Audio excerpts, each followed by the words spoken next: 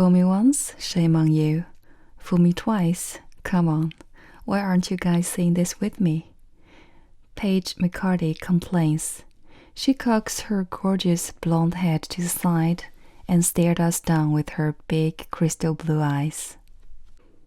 Because this is dumb? We don't need to change our motto every time we get together. I signal the waitress for another round of drinks. I need a booze. Lots and lots of booze to get through this meeting. I love my best friends, but sometimes I want to punch them in the face. Lovingly, of course. Yes, we do, Kennedy O'Brien. We started this company because we are scum-sucking pigs who deserve what's coming to them. Paige says with an angry huff as her bright pink fruity drink is set down in front of her.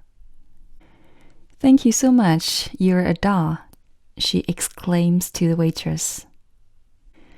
Not only is Paige insanely beautiful, she can flip her modes faster than anyone I've ever seen. At 30 years old, her face has graced the cover of every beauty magazine in existence, and she's got the charm of Southern Belle. But don't cross her or she will cut you. And this, folks, is why we are friends. I, for one, need to be reminded of why I abhor all things male. Paige tells us as she blots her lip gloss with a cocktail napkin.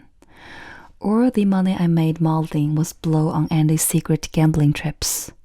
This motto reminds me of how I felt the day I walked into Jimmy Choo and all of my credit cards were declined, and the sense of satisfaction I felt when I went home and set fire to all of Andy's clothes on the front lawn. A dreamy sign escapes her heart-shaped mouth when she thinks back on the infernal revenge, and it reminds me to never get between a model and her need for shoes, ever. Underneath all that beauty is a brain that is fast-thinking, conniving, and perfect for our business. I'm certain we will never forget that men are lying, cheating imbeciles. Lorelei Warner brushes off an imaginary piece of a lint on her black suit pants. Gary sent me his wedding invitation yesterday. We hope you can join us for the joyous celebration of Gary and Doug as they pledge their endless love to each other. Can you believe that rat bastard actually invited me? Lorelei, my other best friend, means business when she swears. Sure, rat bastard isn't up there on the swearing chart, but it is for her. She's actually the type of person who will say cheese and rice instead of Jesus Christ. See, Laura is swearing. The world is come to an end. Paige laments to me. If we don't stick together with this motto, she might forget about coming home to find Doug sampling some sweet Italian sausage. Lorelei makes a gagging noise and covers her mouth with her hand. Unfortunately, Paige isn't talking about food. She's talking about Nancio, the hot waiter at Villa Macri Ristorante, the place where Doug proposed to Lorelei and where they celebrated their anniversary every year. Lorelei met Doug at Harvard Law, and once they both graduated and were well established in their respective law firms, they tied a knot. I always suspected Doug played for the other team. He was too pretty, and do you know any straight men who have hair pomade shipped in from Paris? What cases do we have on the schedule this week? I ask as Laura pulls out a few files from her leather briefcase, now that she's composed herself after remembering the night her ex-husband became a gay man. We've got a bail jumper, a cheating spouse, and a subpoena delivery. Who wants what? Lorelei asks as she sets the files down in the middle of the table so we can flip through them. I do believe I've had enough of cheating spouses, so coming out for that one. I grab the bail jumper file and flip through it. I was trained by Uncle Sam in the army, so firing a gun at bad guys and being in the midst of danger is what I thrive on. Speaking of cheating rat busters, have you talked to Alex lately? Paige asks as she tests her flower drink and finds it to her liking. Yeah, right. I reply with a snort, finishing off my Bud Light Lime. I slam the empty glass back onto the table with a clunk. He was supposed to pick up the girls last weekend and never showed or called. I hope his penis falls off.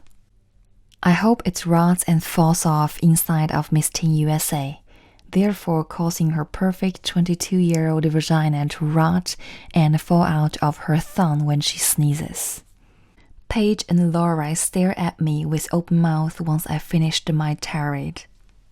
Wow, tell us how you really feel, Laura replies sympathetically with a pat to my arm. It's okay, it's fine. I'm perfectly fine with the fact that while I was fighting for our country, he was fighting to single-handedly ruin our marriage. What is not fine is the fact that he is ignoring his daughters. How did I not know he was a worthless human being when I met him? I asked with a disgusted shake of my head. How did I know Andy was playing $10,000 hands of Texas Hold'em instead of going to software conferences? How did Laura not know that dog likes to play slap and tickle with balls instead of boobs? Because men are rat bastards, that's how, Paige explains. Rat bastards. Laura and I agree with a nod of our heads. Continue my quick scan of the case file. It looks like this should be a pretty easy one to handle. The guy tried to rob a house while the owners were still home. He panicked when he saw them sitting in the kitchen, dropped the laptop he had in his arms, picked up their chihuahua instead, and bowled out the front door. He got out on bail and then skipped his court date, which is a no-no when you use a bail bondsman to help you get out of jail. You should never piss off a bail bondsman. It will always end badly.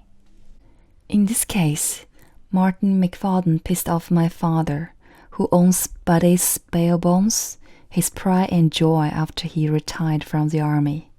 All the men in my family served in the army. My grandfather, my uncle Wally, my two cousins Beaver and Ward, my aunt Janet loved the TV show Leave It On to Beaver, don't ask, and both of my older brothers, Bobby and Ted. Bobby, Ted, Kennedy, go ahead and get it out of your sister now. My Irish-American mother always wanted to be Jackie O. Sue me. My mother died when I was a baby, and since I was the only girl, Army was all I know. I enlisted right out of high school just like everyone in my family. Unfortunately, I didn't really do it to make my family happy. I did it to make my boy happy. The boy, Alex Branford, my high school sweetheart. I met him in 12th grade when his father retired from the army and they moved to our small town. We were in gym class together, and when I was assigned to his dodgeball team, he leaned down and whispered, "Don't worry, I won't let anyone hit you with any of the balls." It melted my heart and pissed me off at the same time. According to the file, the Chihuahua Martin snatched is a 2-year-old named Tinkerdoodle that I could punt like a football. He took her from her comfy pink bedazzled dog bed, and the owners haven't stopped crying since then. No, he did not go back for the TV, the jewelry, or the artwork. He went back for a yappy, ankle-bitching dog. What an idiot. This will be an easy paycheck for this week. I can feel it.